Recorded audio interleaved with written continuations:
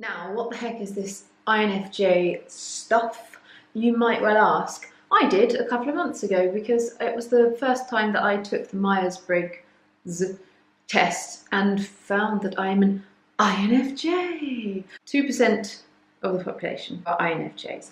And I keep bandying around this term of INFJ as if it's evident to everybody what the heck that means.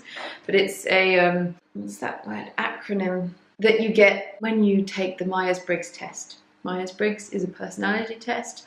There are 16 possibilities that you can be, and it's all based on your levels of intuition, your levels of extrovertism, introvertism, and other stuff like that. You take a whole load of questions about how do you feel in a crowded room and all of that, and then you get your personality type.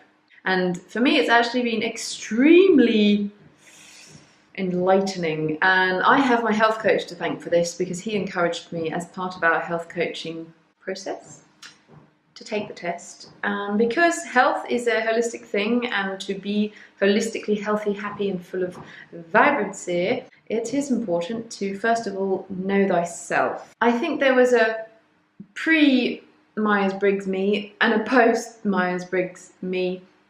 The pre-one was constantly apologising for being the way I am and trying to be somebody else, because when you're a rare personality type, 2% of the population, it's kind of rare, it is the rarest one out of the 16 personalities, you don't fit in.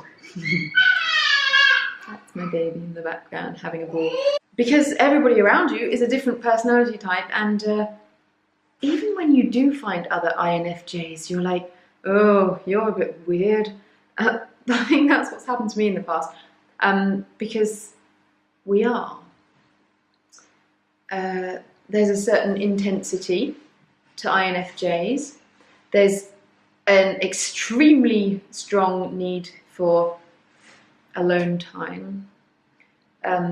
We are highly sensitive people, too sensitive. Since I am of the less social types of personality types, and most other people in my entourage or in the world in general are more sociable than me, I felt bad and wrong for needing to be on my own so much. So I would sort of force myself into socialising, and that's really, really, really exhausting.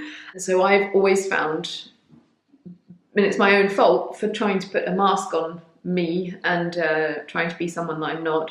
I've always found social occasions to be highly frustrating, boring, disappointing, annoying, tiring, overstimulating, and just, oh.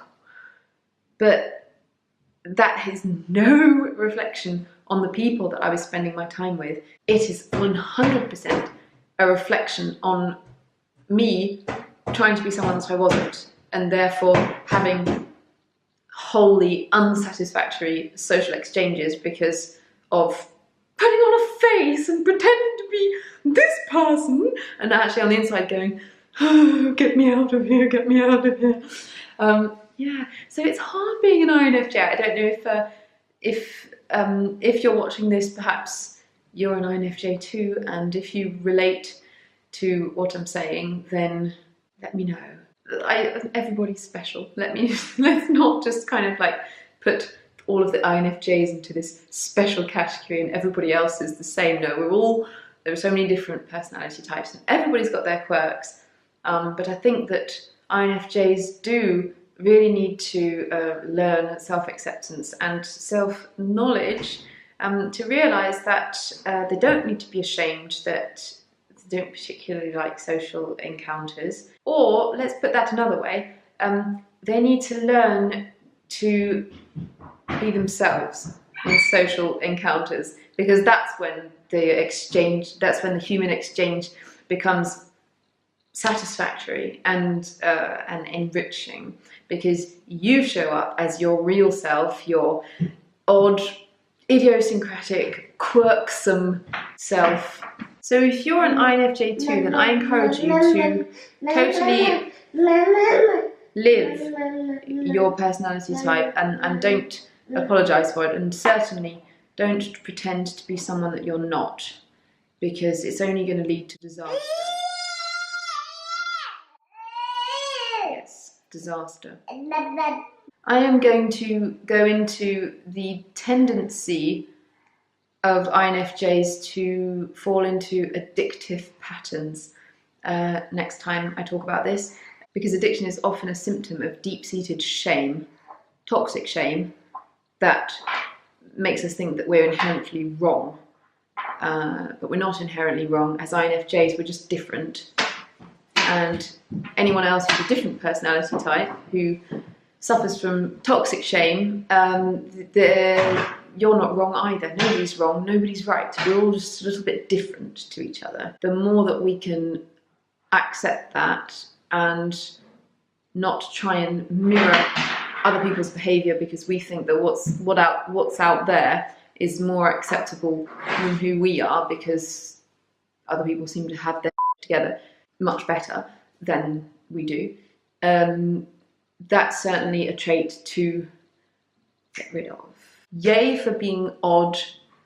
Yay for being unapologetic about the person that we are, unless we're a serial killer, in which case you might want to reconsider. But if you're just an honest INFJ going about your business in an extremely tortured and oversensitive way, just ride it. Ride it and find the tools that you need to regroup on a daily basis and wipe that slate clean and protect your own energy. Please share in the comments below the emoji, because we love emojis on Veggie Magnifique, that you think best represents INFJ-dom. Maybe it's the monkey doing this, because sometimes as INFJs we don't dare express ourselves because we think that everybody else has got it figured out and nobody wants to listen to us, so pity party. No, it's not that, it's not a pity party, it's just being ill at ease with the very different perception that we might have of things that we think is inherently wrong because it doesn't reflect what other people are putting down. So yeah, the monkey. But you might have other ideas. Alright, so off I pop to drink my bucket of matcha, and we will see you next time on Veggie Magnifique. Bye! If you enjoy our content and you're ready to step up your health game and maximize productivity, Check out our 10 days to a powerful morning ritual toolkit.